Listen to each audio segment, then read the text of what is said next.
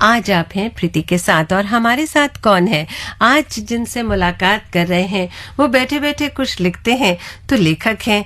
कुछ पंक्तियां ऐसी होती हैं जो बिल्कुल तरन्नुम में हम तक पहुंचती है तो आप कवि भी हैं और साहित्य से जुड़ी बातें भी आपके अंदर कहीं ताक झांक कर रही हैं तो साहित्यकार भी हैं। तो कुल मिला के हम कहें तो जय प्रकाश रावत जी आज हमारे साथ हैं और आप कवि हैं, लेखक हैं, साहित्यकार है और आज एफएम गोल्ड पर हमारे साथ हैं और हमारे आज के मेहमान हैं। रावत जी, आपका बहुत बहुत स्वागत करना चाहेंगे एफएम गोल्ड के स्टूडियो में। बहुत बहुत धन्यवाद। जैसे हमने कहा रावत जी कि आप कवि हैं तो मैं चाहूंगी कि चंद पंक्तियों से अगर शुरुआत हो जाए तो हमारा भी दिन बन जाएगा। बहुत ठीक है आपने। कभी कहीं पाताल का तल देखता हूँ धूल उड़ती, मेघ बरसाते कभी जल। क्या तो कल्पना के माध्यम से ये सब होता है। बिल्कुल, तो कल्पना से जुड़ी बातें भी ज्यादा होती है ना? जी। जहां आप देख रहे हैं, जहां आप सोच रहे हैं, उससे कुछ अच्छी पंक्तियां निकल कर आती है। हमेशा क्या हाथ में कागज कलम लेके चलते हैं क्या कवि साहब? बेशक, कल्पना कब मन में उतर जाए कुछ पता नहीं लगता जी। तो विचार को उसी वक्त अगर कैद नहीं किया गया तो वो पंख लगा के उड़ जाता है। फिर उड़ जाता है, जैसे आपने अभी जिक्र भी किया। तो फिर वो टिकता नहीं है, फिर वो कहीं चला जाता है। लेकिन हम आपसे बहुत सारी बातें करेंगे, उससे पहले गाना सुनना भी बहुत जरूरी है रावत जी। तो कौन सा गीत सुनेंगे? एक गीत मुझे बहुत पसंद है, मेरे दिल के बड़े करीब भी है जी। रफी साहब का गीत है, वो हम न थे वो तुम न थे, वो रह गुजरती प्यार की, फिल्म चाचा चा का। जी, आपकी पसंद पे सुन लेते हैं ये गीत। वो हम न थे वो तुम न थे,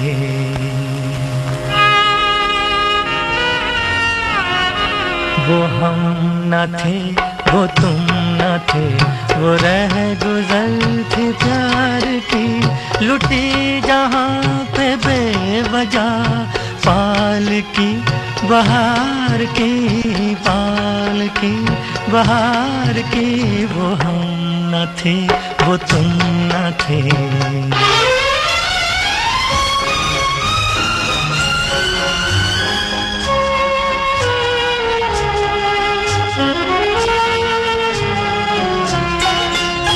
ये खेल था नसीब का,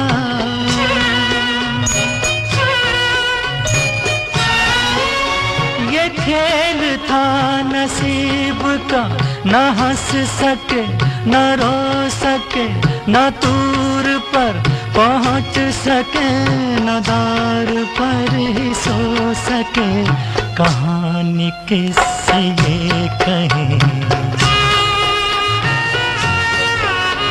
कहानी किससे ये कहें, चढ़ाओगी उतार की, लुटी जहाँ पे बेवजह पाल की बहार की, पाल की बहार की, वो हम न थे वो तुम न थे।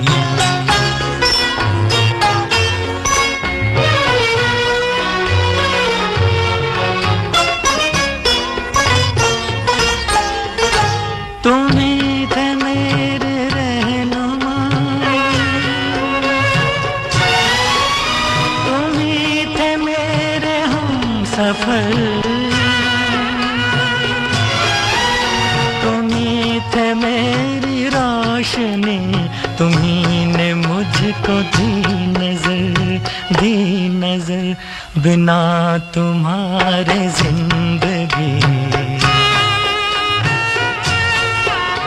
बिना तुम्हारे जिंदगी क्षमा है एक मजार की, लुटी जहाँ पे बेवजह पाल की बहार की, पाल की बहार की, वो हम न थे वो तुम न थे।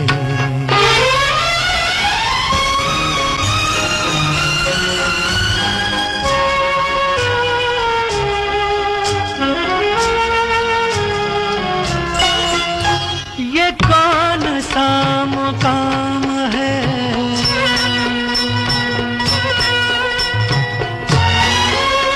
ये कौन सा मुकाम है, फलक नहीं ज़मीन नहीं के शब नहीं सहर नहीं के गम खुशी नहीं कहाँ ये लेके आ गई, कहाँ ये लेके आ गई हवा तेरे दयार की, लुटी जहाँ पे बेवजह पाल की बहार की, पाल की बहार की। वो हम न थे वो तुम न थे,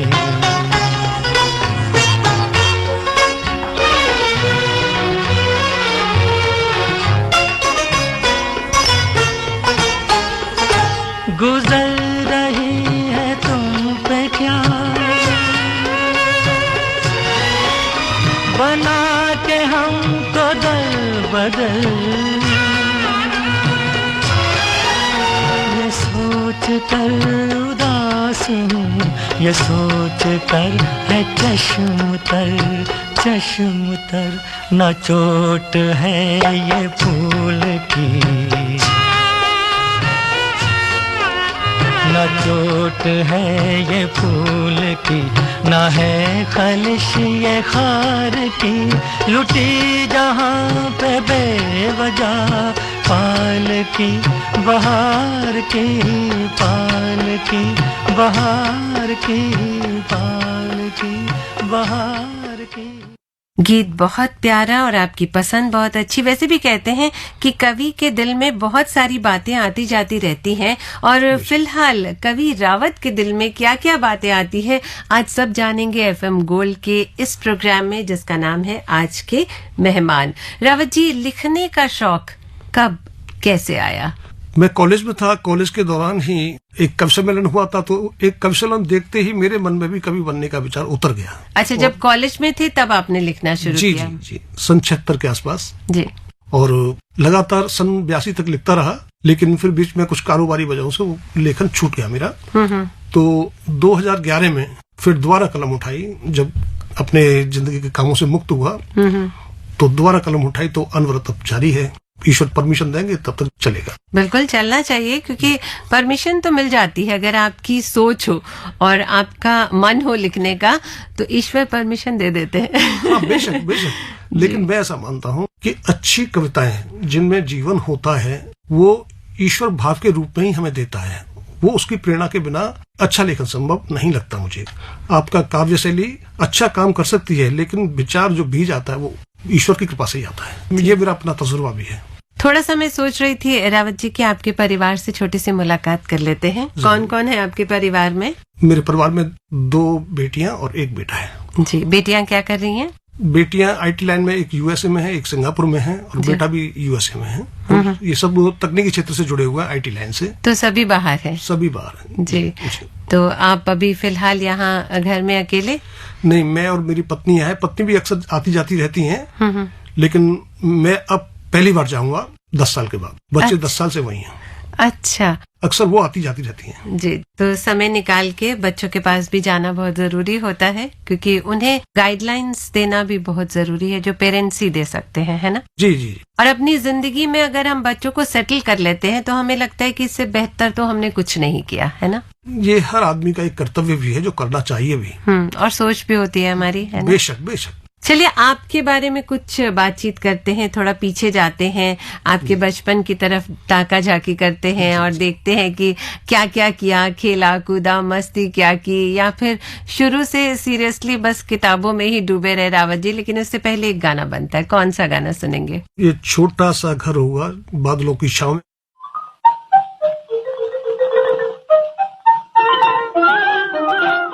छोटा सा घर होगा बादलों की छाँव में, आशा दीवानी मन में बंसुरी बजाए। छोटा सा घर होगा बादलों की छाँव में, आशा दीवानी मन में बंसुरी बजाए। हम चमकेंगे तारों के उस गाँव में, आँखों की रोशनी हरदम ये समझाए।